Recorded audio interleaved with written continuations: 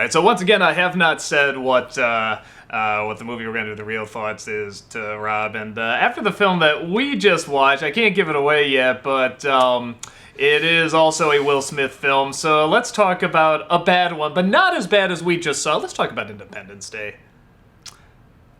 What's to talk about? What's to talk about? Especially with the sequel having come out and everyone so shocked at how bad it was. I don't know why that was a surprise. I really can't believe that. I just thought, these guys that made, this movie where everything blows up and then they just tried to make it over and over again, except worse and worse, and then they tried to do it with the exact same people and plot, except half the people weren't there, the entertaining ones, and it was boring. That really surprised me. These people that didn't even really make that good a movie in the 90s. And after Roland Emmerich has been making such a string of amazing films. Just amazing. I mean... From, Stargate to Independence Day to Godzilla, The Patriot.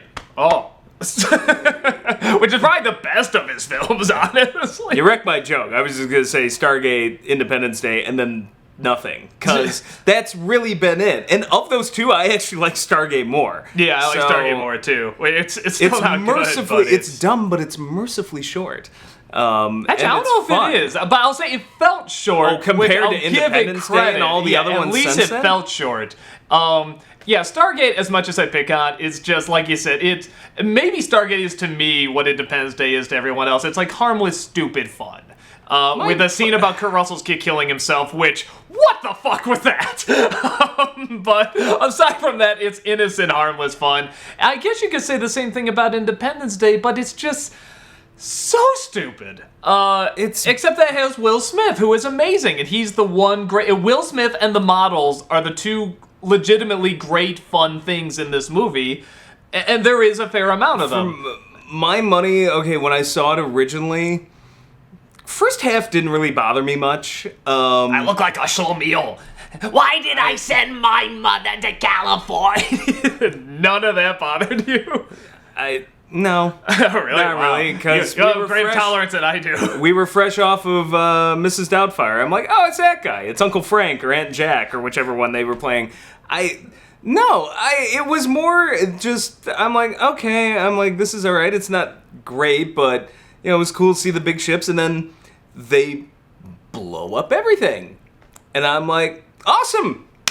I'm good. We're done. Out. And then more keeps going. More movie.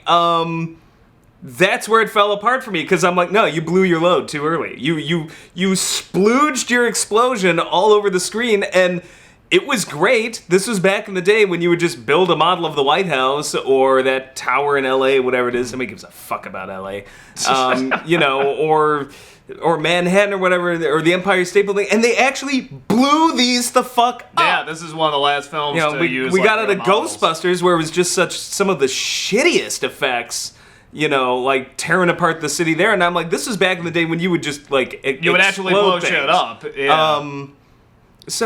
And after that, I was just like, I'm done, because there was nothing in the rest of that movie that could compete. Like, Will Smith had some good lines. I'm done with the movie after Will Smith shoots that alien down. Yeah. That's Welcome to Earth. Yeah. Welcome to Earth. That's why I call it Close Encounter. Like I said, roll the Fresh Prince credits just like in the review, end the movie. We'll survive somehow. Actually, it ended right there. Just Welcome to Earth. That's why I call it. Yeah. Welcome to Earth. Cut to the end credits, and then that's why I call it Close Encounter. The end. That's your stinger. I probably like, all right, that was a pretty decent movie, but it keeps going and characters I don't give a shit. I don't give a shit about the president's wife. I was gonna say, we have to know what happens to the president's wife. We have to know what happens to Randy Quaid. Yeah, fucking hate Randy Quaid in that movie, and I don't hate Randy Quaid in all things, but I love him in Christmas Vacation. But he's perfect. And then and then Bill Pullman with the silly speeches and the yes, mommy's sleeping. Today is hard. It's not just an American Independence Day. It's the world's, and then we will not go silent. It's just it's not for, what, it wasn't for me. I was too old and jaded by the time that came out. I was in late high school. I think we were too cynical. Yeah, honestly. I was in late high school, and I'm just like, this is just silly. Like, this is meant for 10-year-olds. And most of the people I know who really like that movie were about pretty young. 10 years old when it came out, so... I think there's something to... I'll give this movie this, and I really do mean this kind of in the highest compliment. It really is just a combination of everything that was like just kind of 90s and fluff and kind of the stereotypes, and Jeff Goldblum being Jeff Goldblum, Will Smith being Will Smith, Bill Pullman being Bill Pullman. My favorite is when he just quotes Jurassic Park, must go faster. Yeah, must go faster. I'm like, really? Wow, okay, we're just doing that. The aliens were like every alien you saw at that time, and I think it's kind of the same thing, honestly. I kind of think about Space Jam. I fucking hate Space Jam, but it is very interesting to see just how 90s it is, how a product of its time it is. And that is kind of interesting now. It actually is kind of interesting watching. It was definitely one of those early, I don't want to say viral marketing, but big marketing moments. One of the best marketing movies ever. One of the best because it did that tease. It was like, I want to say it was like we were watching the Super Bowl. It was the Super Bowl, yeah. And they blew up the White House. And that's all they show. They show these ships coming, and then just suddenly the White House blows up, which we didn't see with those kind of effects yet. We didn't have the CG, we didn't have these...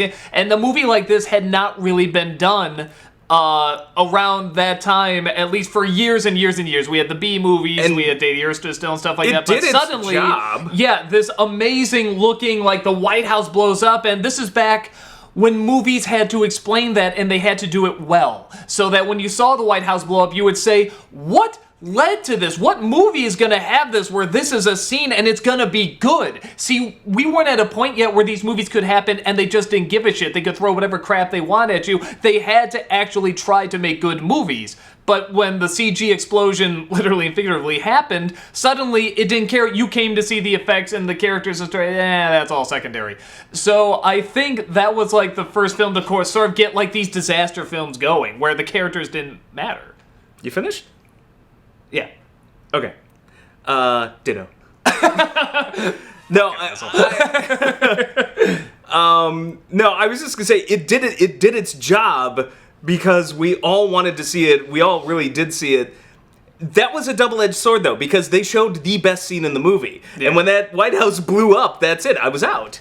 And I was kind of like, oh, well, what else could you possibly do? Like, I didn't even think far enough to, like, oh, they have to defeat the aliens. I almost would have been fine if the aliens just took over. But... No, I kind of like the idea of, like, Will Smith punches the alien, welcome to Earth. You roll the credits, and then there's a part 2 coming. I actually would have been okay if like, they were advertising part 2.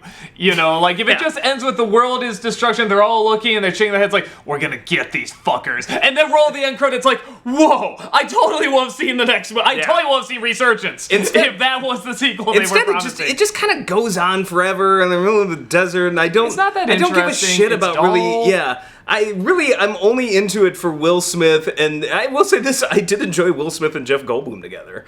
I kind of like that. That was that mini Brent Spiner explosion, too, where he was in every film that year. He was in this, he was in, like, Phenomenon.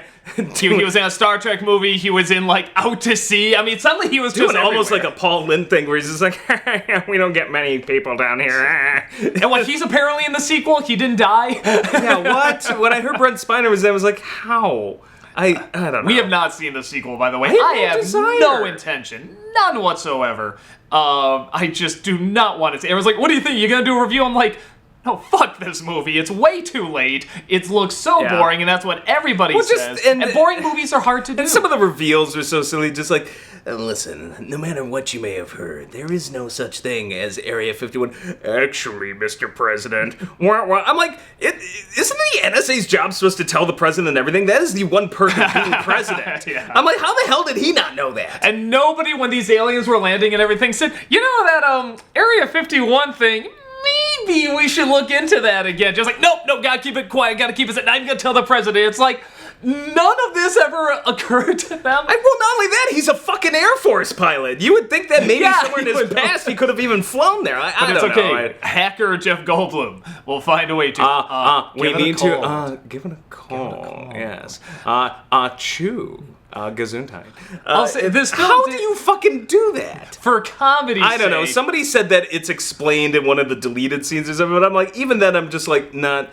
Somebody's like, well, it had something to do, I guess, maybe like they found the technology. You know what? I shouldn't have brought this up because the YouTube's just gonna be, the comments are gonna be flooded with people explaining it. But apparently somebody It's not like it's hard to find any other things that don't make sense in this Yeah, movie. it's like they found, they reverse engineered the alien technologies, they can figure out how to talk to it with that ship they caught, and I don't know. I find it highly questionable. In a movie like this, I'm saying it doesn't make a lot of logical sense, and this movie was founded on logic. Right? Right. Yeah, no, actually, that's what I was going to say, is that, to its credit, I can definitely see how someone can like this film, especially if you grew up with it young. It's kind of also the same thought for, like, the first 3 Spider-Man movies. It's like, I get it. You're not supposed to kind of question it. You're supposed to just sort of have fun with the ride. Honestly, if the characters were more like Will Smith in this movie, or they had that charm and they had that interest and they threw in some surprises, are you saying Randy I would have loved Quaid it. isn't charming? Right? Even Goldblum I would have accepted, just because he's Goldblum and he's fun to laugh at and stuff like that, and now even he's laughing at and having fun.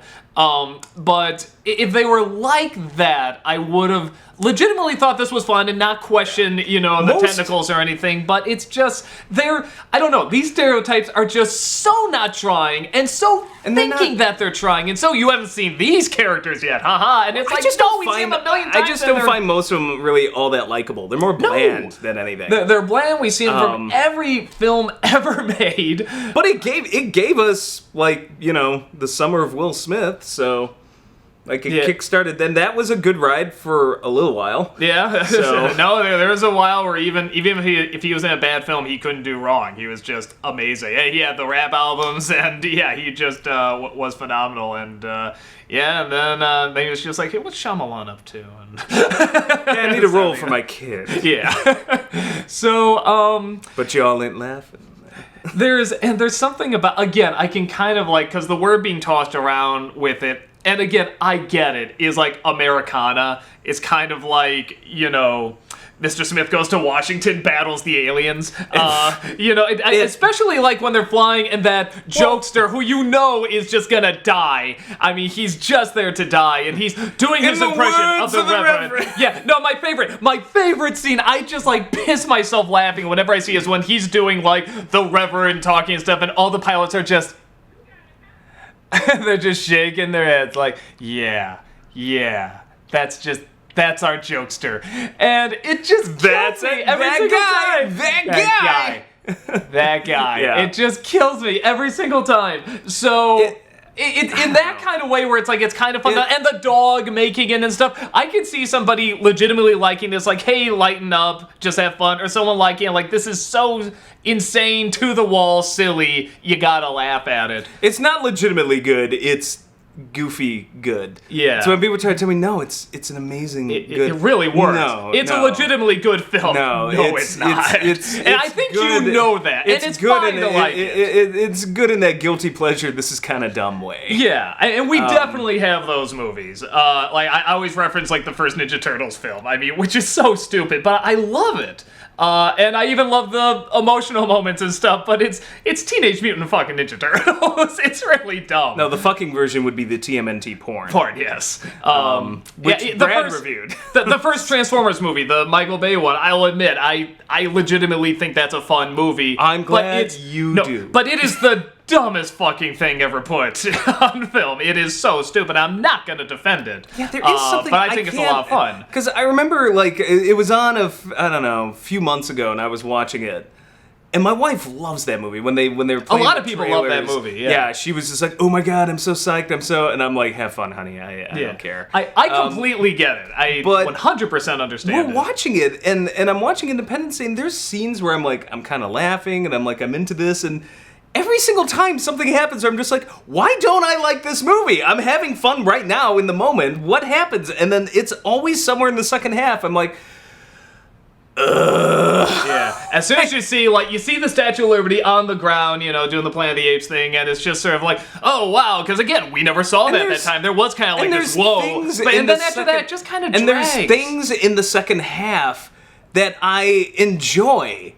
But it's just something about the way it's all pieced together. Like, I'm like, okay, Area 51, that's goofy, that's fun. Brent Spiner, that's goofy, that's fun. They go into the ship, they give it a call, that's stupid, but that's goofy, that's kind of fun. The whole Bill Pullman speech, we not go quietly into the night. Like, I'm like, okay, that's ridiculous with the saluting the president. And I love that one soldier's like, motherfucker. I think his arm actually detached itself. That's goofy. That's on every time I watch. I'm like, I like these bits, but then there's something that I'll tell you where I lose it. Like, I'm fucking done with the movie because, like, all those bits are funny. I'm really done with it when they try the nuke attack. I'm like, fucking this movie grinds to a halt. Yeah, that's Jeff Goldblum gives this whole environmental bullshit to the, we're gonna blow it up. We're gonna blow it up and kick a trash can, I'm drunk, and all we're good for is blowing it up, anti-nuclear weapons and this and that. And I'm like, the funny thing is, I'm like... Decides to go green. Yeah, I'm like, I'm not a fan of, like, nuclear weapons, but I'm like, this just brought this movie to this 15-minute... standstill. Yeah, no, that because we know, and then what do? They fire it. It's like, aha, we did it, and it didn't work. Yeah, no, I really thought what was the fucking point of that? You could have shown a scene with them firing a nuke and gotten through that in literally 60 seconds. That's also where the president's wife is dying. That's when the aliens are trying to talk to them. And Jeff Goldblum's argument is so full of shit. So fucking stupid.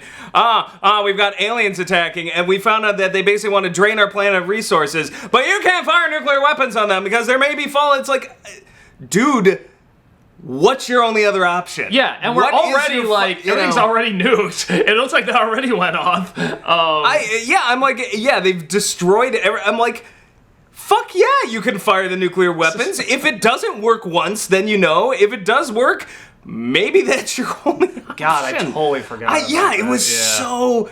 I'm like, this is not the time to shoehorn some anti-nuke message into a movie when you've got aliens, when you've got giant calamari already fucking frying the planet. This makes no fucking sense. It makes about as much sense as he does in Jurassic Park. He always plays the environmental scientist whose, like, theories are total bullshit. Because, like, half of what he said in Jurassic Park kind of makes sense. The message finds a way. Yeah, no, I remember because I cut this out of the review because it was getting a little too long, but, like, when he was saying, like, oh, no, you can't bring them back like he did condors, or trying to do condors, dinosaurs. They had their chance, and nature selected them for extinction. And I'm like, what are we? Are we not nature? Are we not doing any of this? And condors did not adapt to us, apparently. No, we are outside of nature.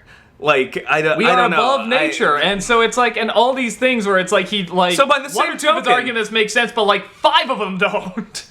Yeah, I don't know. That whole part of the movie just it drives me nuts because I'm like, guys, okay, if you want an anti-nuke message, there's a time and a place, but it not only made no fucking sense, but it just stopped the movie in its tracks, and it's always right there where I'm just like, and this is why this movie doesn't work for me. I'm like, it was riding a lot of goodwill, then it slows down, it meanders, it's kind of dumb, it's silly, but then it just stops there, and I almost just don't even want to watch the rest of it, trying to get through that slog right in the middle there. And then just, the mommy sleeping. I'm just, it tries too hard. Yeah, there's this, here's the thing too, I think all these characters, like I said, I think even people that love this movie know they're cliches, they're all stereotypes. Yeah. But there is kind of this, I get why people like that. Again, it's kind of like, I know you can't stay watching it, but like when we saw the Gem movie, I was laughing my asses off because of how awful these stereotypes were and everything, and it really made me laugh. I thought it was fun. But I think with this movie, I feel like the filmmakers legitimately thought, like they're bringing these good characters, like these strong, interesting characters, and here's why you like them, and we're the first ones doing it. We're not talking about a movie like Independence Day, where it kind of takes and has Gem had its chance. And nature deselected it for franchise evolution. Good for nature.